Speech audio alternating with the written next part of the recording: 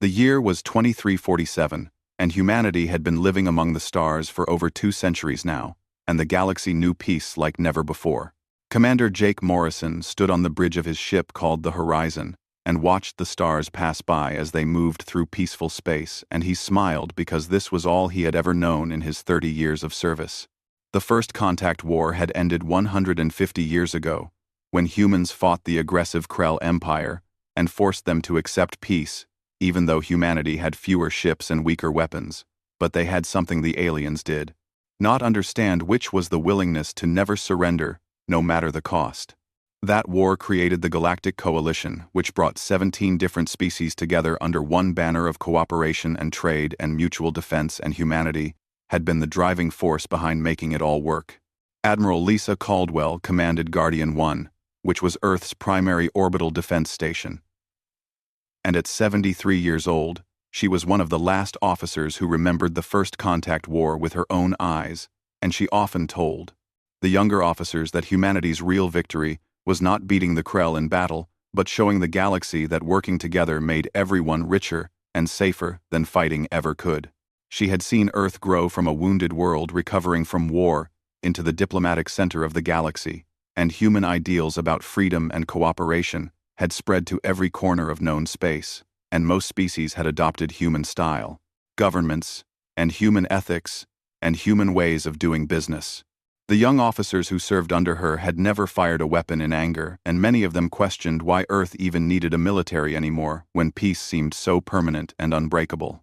On the frontier colony world called New Austin, there lived a man named Ryan Harper, who worked as the civilian administrator, and he oversaw a thriving settlement of 50,000 humans, who lived side by side with 3 other alien species. And it was common to see mixed species, families, and Ryan's own daughter, Amy, was engaged to a Valorian merchant named Krell, and they planned to marry in the spring. The colony had farms and factories and schools where human children learned alongside alien children, and they all grew up thinking of each other as neighbors and friends, and not as separate species at all. Ryan often stood on his balcony in the evening and watched the 2 suns set over the plains and felt proud of what they had built here, because this was what the peace had made possible. Far away on the edge of explored space, a scientist named Dr. Kate Sullivan worked aboard a research station called Pathfinder, where she studied ancient alien ruins that were millions of years old.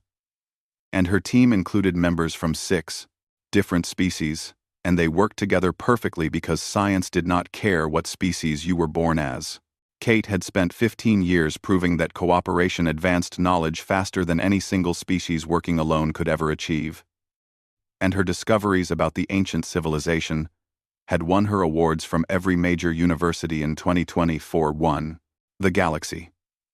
She loved her work and loved her team, and believed deeply that the peace would last forever. Because why would anyone want to go back to the old ways of war and conquest when this was so much better? What none of them knew was that in secret meeting rooms on distant worlds, 3 of the coalition species had been gathering in darkness for decades now, and they called themselves the Triumvirate, and they had a grievance that burned in their hearts. The Krell Empire and the Zenthari Collective and the Oraxis Dominion looked at the galaxy and saw that humanity's influence had grown too large and too strong. And human culture dominated everything, and human ethics shaped every law. And human ideals controlled every major decision in the coalition, and they decided this had to end. They did not hate humans exactly, but they resented being made to feel like junior partners in a galaxy their ancestors had explored long before humans even invented the wheel, and they made plans in secret, and built weapons in hidden shipyards, and waited for the right moment to strike. The Earth Defense Fleet had been reduced to 1/3 its size from the war years, because there seemed no need for so many ships when trade vessels and colony transports filled the space lanes instead, and most of the old warships had been converted to cargo haulers, or simply scrapped for raw materials. Jake Morrison commanded one of the few remaining military vessels, and his job was mostly escorting diplomats and protecting trade convoys from the occasional pirate, and he had never fired his weapons at another ship in his entire career. His crew was young and eager and well-trained, but they had no experience with real combat, and sometimes Jake wondered if that was a good thing or a dangerous thing. But he never voiced those concerns because everyone knew the age of war was over. Lisa Caldwell sometimes had nightmares about the First Contact War, and she would wake up in her quarters on Guardian 1 with her heart racing, and the memories of ships burning and people dying fresh in her mind. Even after all these decades, she kept her station's weapons maintained, and her crew drilled regularly on combat scenarios, even though the younger officers thought it was a waste of time, and she always told them that the price of peace was constant vigilance. She could see in their eyes that they did not really believe another war could happen. She looked at Earth below her station and saw a world of gleaming cities and green farms and blue oceans, and she prayed that her nightmares would never become reality again. But somewhere deep in her old soldier's heart she felt a shadow of worry that would not go away. Ryan Harper tucked his daughter Amy into bed, even though she was 25 years old now, and about to be married, and he kissed her forehead and told her he loved her, and she laughed and pushed him away playfully, and told him she was not a little girl anymore. He walked back through his house and looked at the photos on the walls, showing Amy growing up on New Austin and playing with alien children and graduating from school and falling in love. And he thought about how lucky his generation was to give their children a life without war, and without fear, and without hatred between species. He did not know that in less than 24 hours his daughter would be dead, and his world would be burning, and everything he believed about the peace would turn to ashes in his hands. The attack came at dawn, on a day that would be remembered as Red Dawn, across all of human space, and 37 human worlds saw their skies fill with enemy warships at exactly the same moment, and there was no warning and no declaration of war and no chance to prepare. Jake Morrison was drinking coffee on the bridge of the horizon when the proximity alarms screamed, and he looked up to see 12 Krell destroyers dropping out of faster-than-light travel right on top of his position, and his hands moved on. Instinct bringing weapons online and shields up, but he knew instantly that his single escort ship could not survive against those odds. His weapons officer was a young woman named Kelly Price, who had never fired a shot in combat, and her hands shook as she targeted the lead Krell ship. And Jake put his hand on her shoulder and said, "Fire everything we have, and make them remember us," and she did. And the Horizon's missiles lanced out and struck the Krell destroyer and damaged its shields.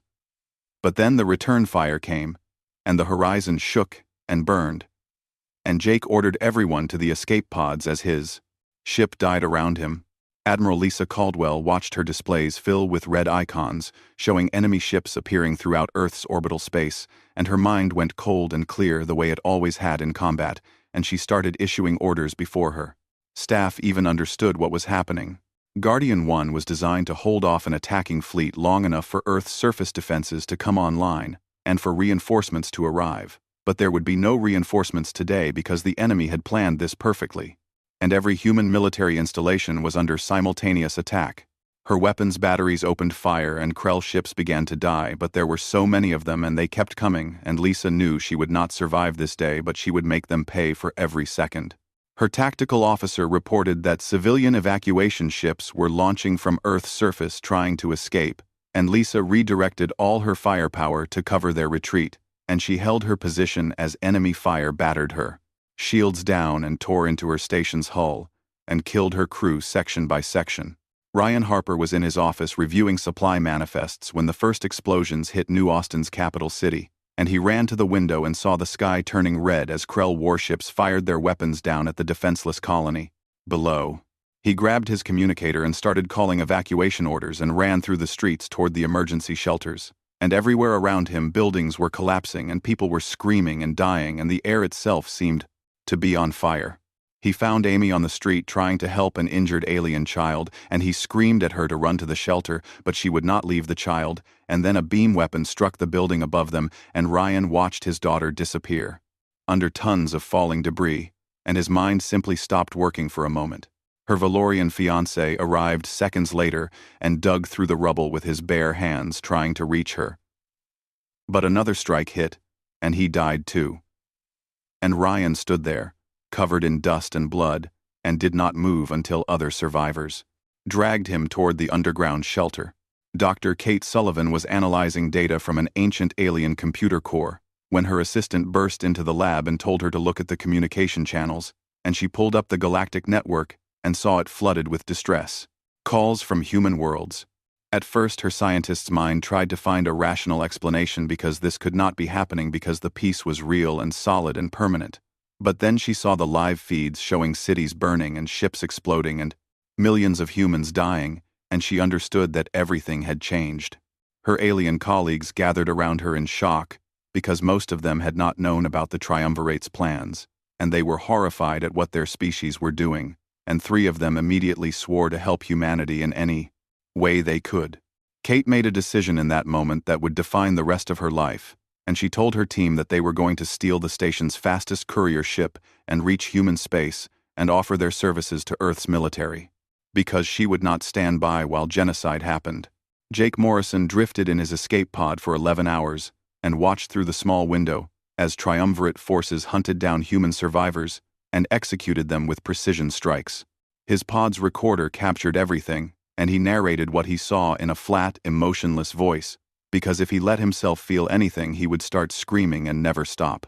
He watched the colony world called Haven die as its atmosphere burned, and he counted 200 escape pods being deliberately targeted and destroyed, and he memorized the markings on every enemy ship so he could identify them later. When a human cargo vessel finally picked him up, the captain said they had found only 37 survivors out of the 3,000 people who had been in orbit around Haven. And Jake looked at the captain and said, "We need to get to Earth, and we need to prepare for war, because peace is dead, and it is never coming back." The assault lasted 3 days of continuous bombardment and orbital strikes and ground invasions on every human world that the Triumvirate could reach. Earth itself took massive damage, with 6 major cities turned to radioactive craters and billions dead in the initial strikes, but the planet's deep defenses held and eventually forced the enemy fleet to withdraw. Guardian 1 fought for 4 hours and killed 7 Krell destroyers before the station's reactor went critical, and Lisa Caldwell's last transmission was heard across every human communication channel saying, "You wanted to remind us what war looks like, and now you just reminded us what we are capable of." And then, the station exploded in a blast that destroyed 3 more enemy ships.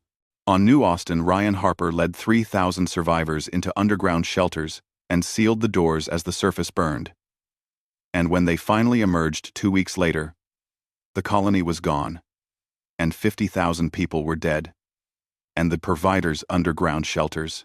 Valorian community had been completely wiped out.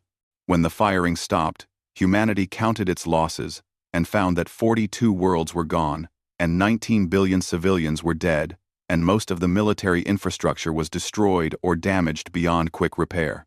The Triumvirate broadcast their terms, which were simple and brutal, and they said humanity could keep Earth and a handful of colonies but must withdraw from the Galactic Coalition and accept permanent second-class status or face total extinction.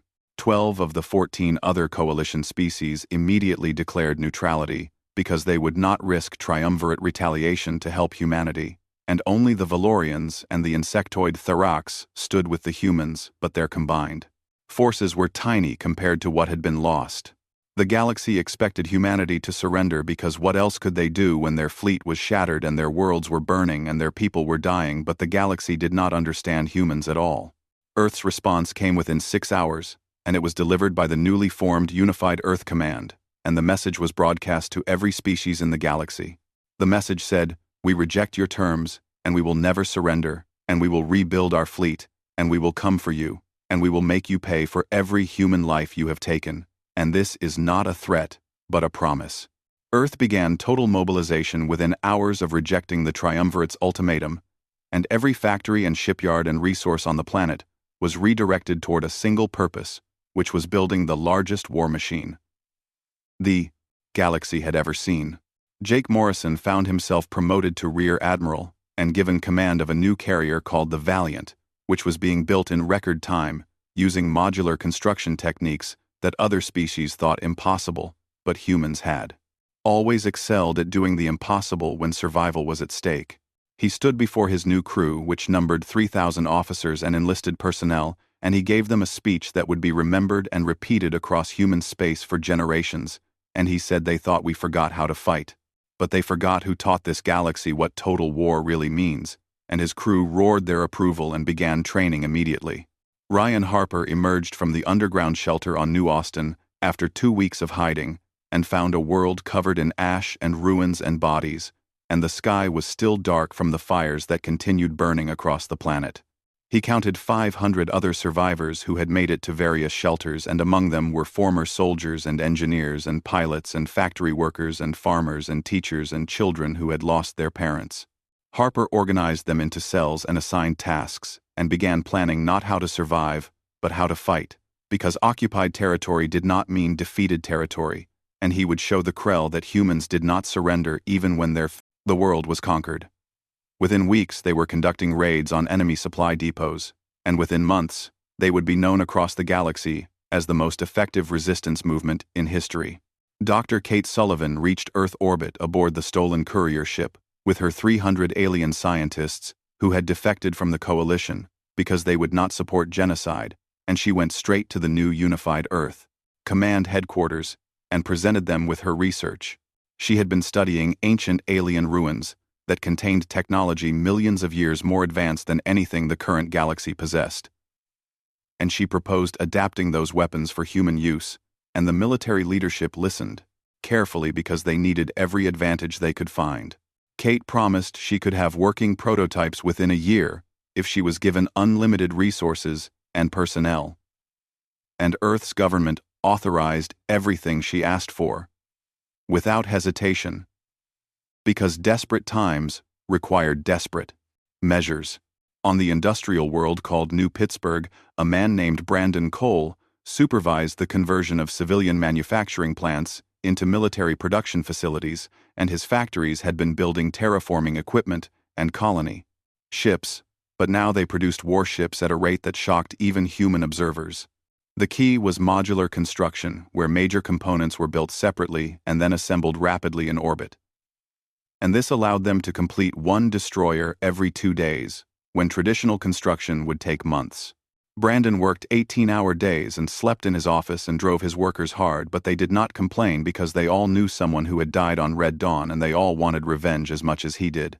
Commander Ashley Price led Earth's reconstituted special forces in a daring raid on a Krell listening post that was monitoring human communications, and she took 30 soldiers in stealth ships and hit the facility before they knew what was happening.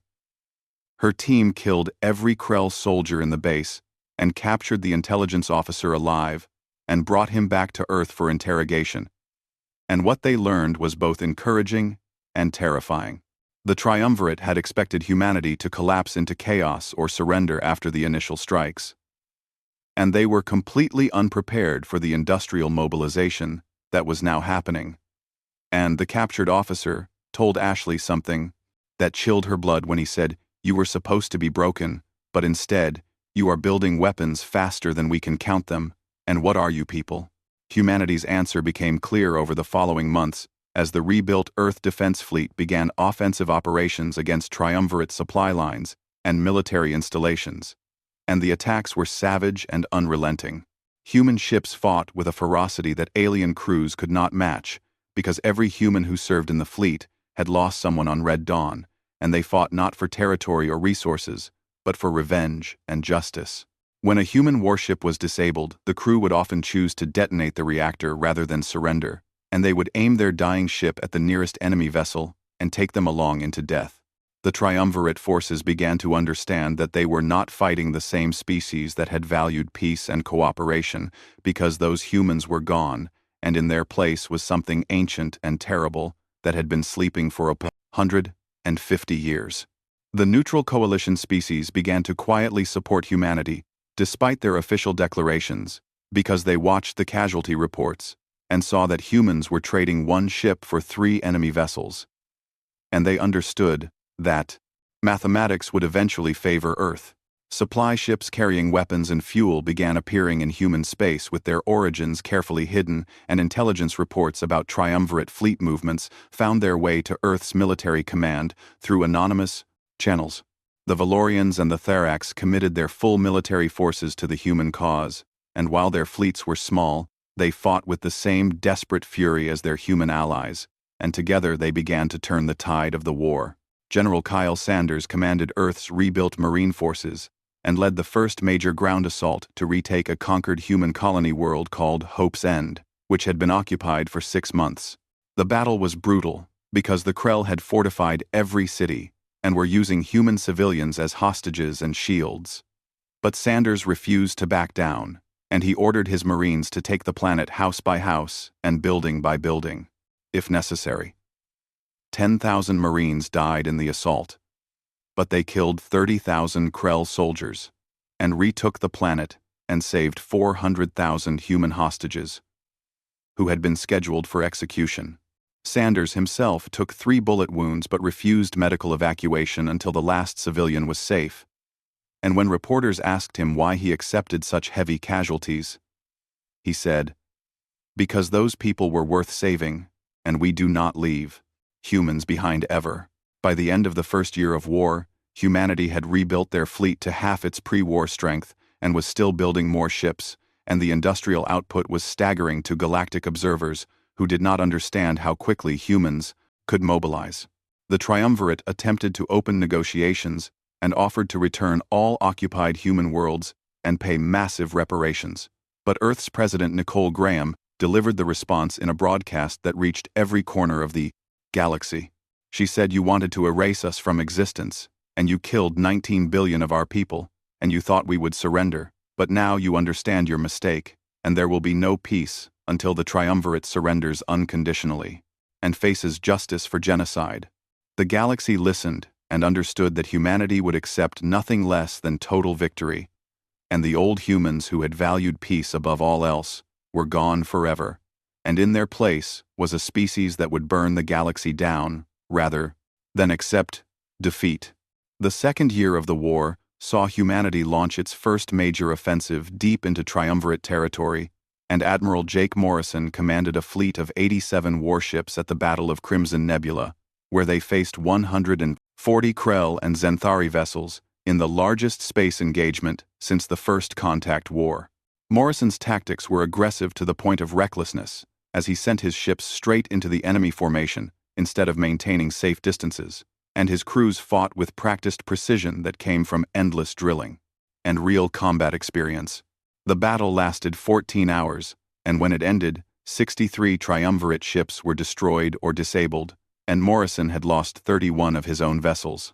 But the mathematical calculus was clear, because humanity could replace those losses in 2 months while the Triumvirate would need a year to rebuild their fleet, and every battle like this brought total victory closer.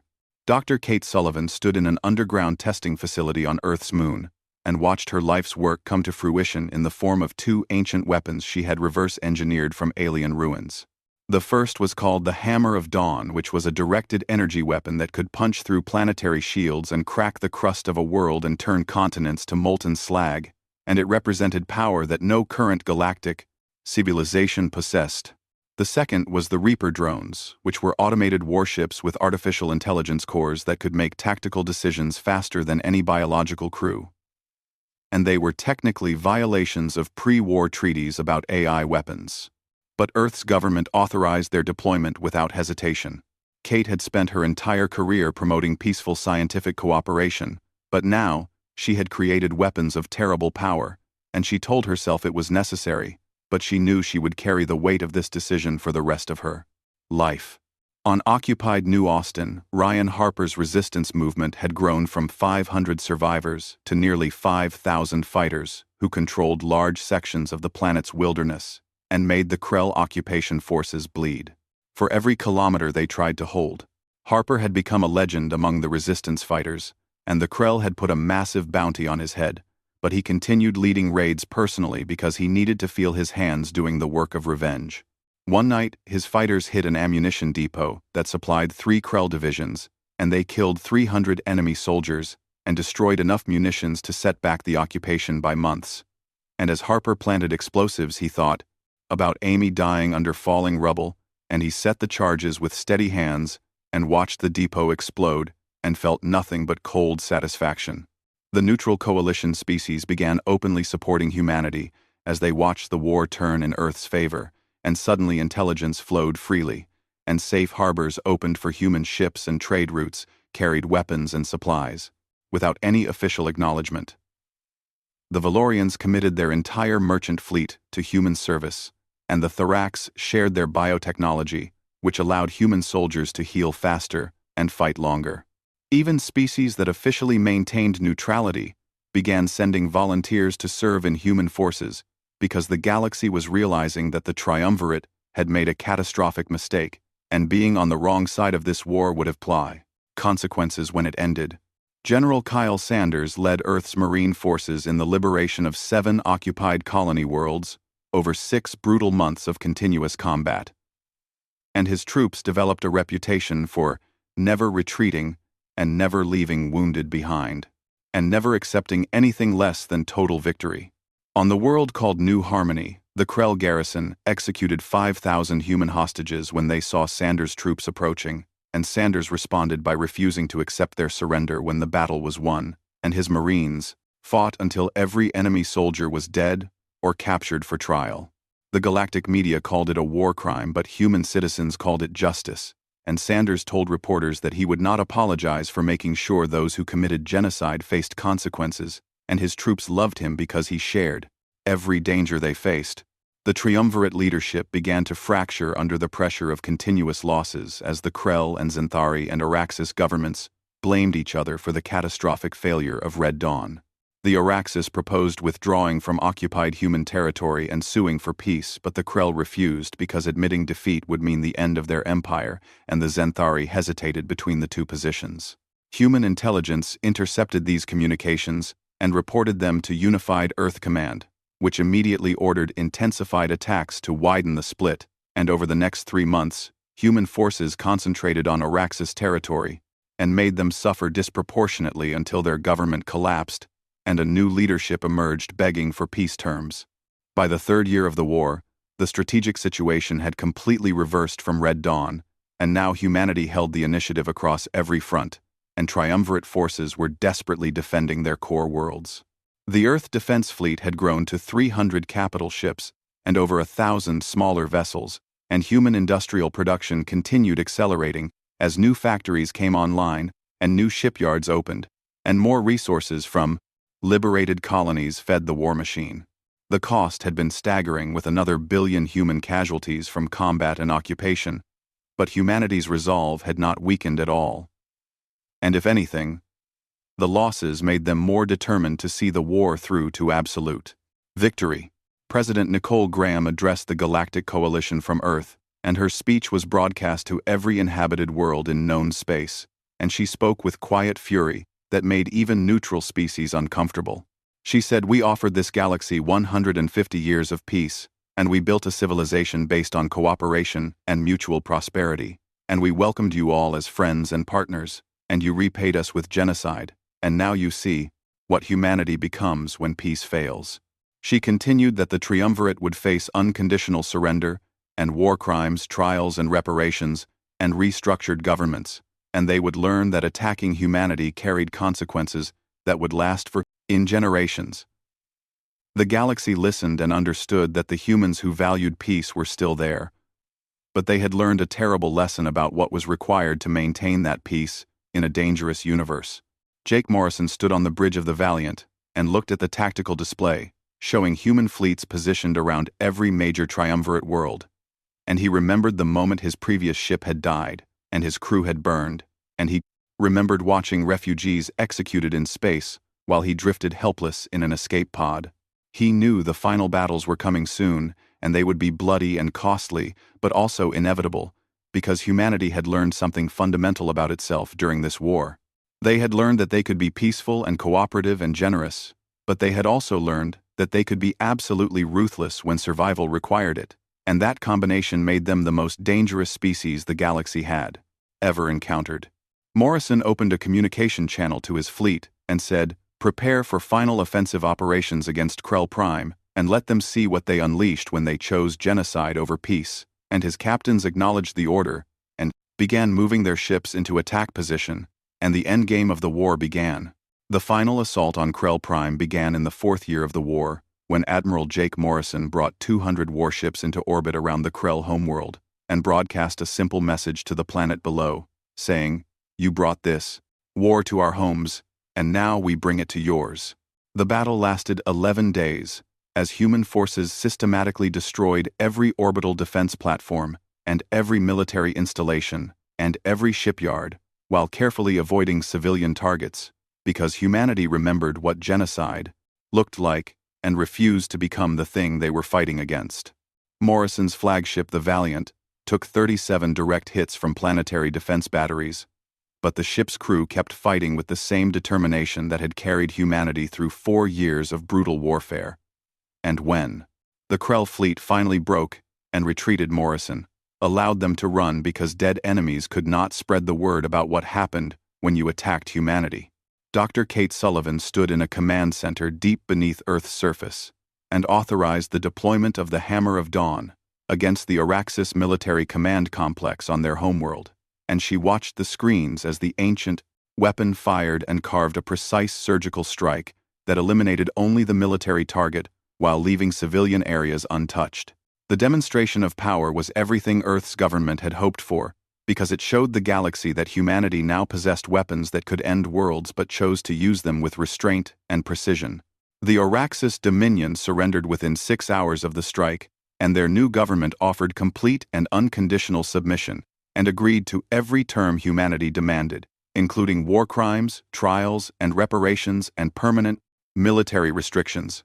On New Austin, Ryan Harper led 5,000 resistance fighters in the final assault on the last Krell garrison, which had held the capital city's ruins for 4 years, and the battle was personal for every human fighter who had lost family and friends to the occupation.